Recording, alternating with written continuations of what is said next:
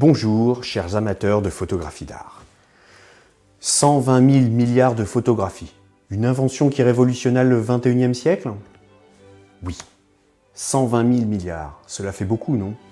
Eh bien, c'est encore pire que vous ne le pensez. Mais commençons par le début. Nous sommes en 1827 dans son petit atelier sombre.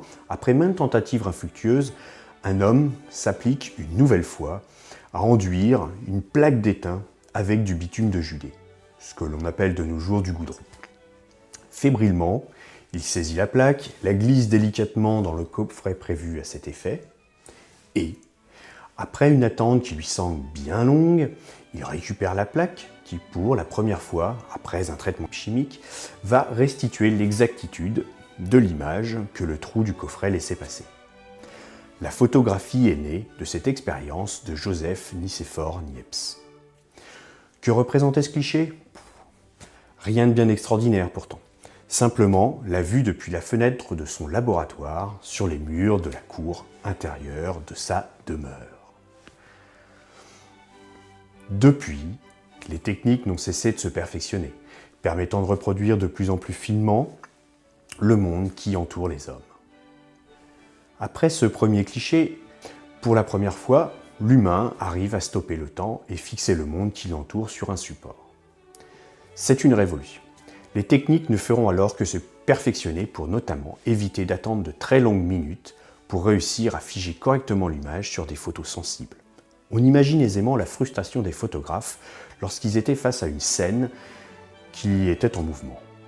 Il était alors tout bonnement impossible à figer sur le support. L'augmentation de la sensibilité des surfaces photosensibles et donc par corrélation la diminution des temps de pause permet non seulement de faire plus facilement des photographies sur des supports plus transportables, mais également a permis l'invention du cinéma. Très vite, la pellicule a remplacé les plaques qui étaient difficiles à manipuler, encombrantes et très fragiles. Ce support film permet de créer des appareils facilement transportables. A contrario, les chambres photographiques pesaient souvent plusieurs kilos, les plaques photosensibles étaient fragiles et lourdes à manipuler. L'essor des bobines film permet à de plus en plus de personnes de faire des photographies, aussi bien en intérieur qu'en extérieur.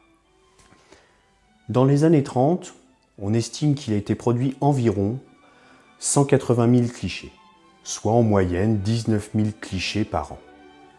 Aujourd'hui, c'est en 5 secondes que ce même nombre de clichés est réalisé. Avant l'avènement du numérique, les experts ont tout de même estimé qu'il avait été produit environ 350 milliards de photographies sur une surface chimique. 350 milliards en 190 ans environ. Vous trouvez ça énorme? Eh bien, depuis l'avènement du numérique, et en particulier celui des smartphones et des réseaux sociaux, ces chiffres ont explosé. En 2017, on a estimé qu'une production de 120 000 milliards de photographies avait été produite. 20% d'entre elles, soit 240 milliards tout de même, dont 80% sont réalisées au smartphone, se retrouvent sur Facebook pour montrer la bouille toute fripée du petit dernier, ou bien encore le succulent mets issu de la dernière commande sur la borne automatique d'un fast-food. Autant dire des photographies qui n'auront qu'une durée de vie bien trop brève et qui ne resteront pas dans l'histoire.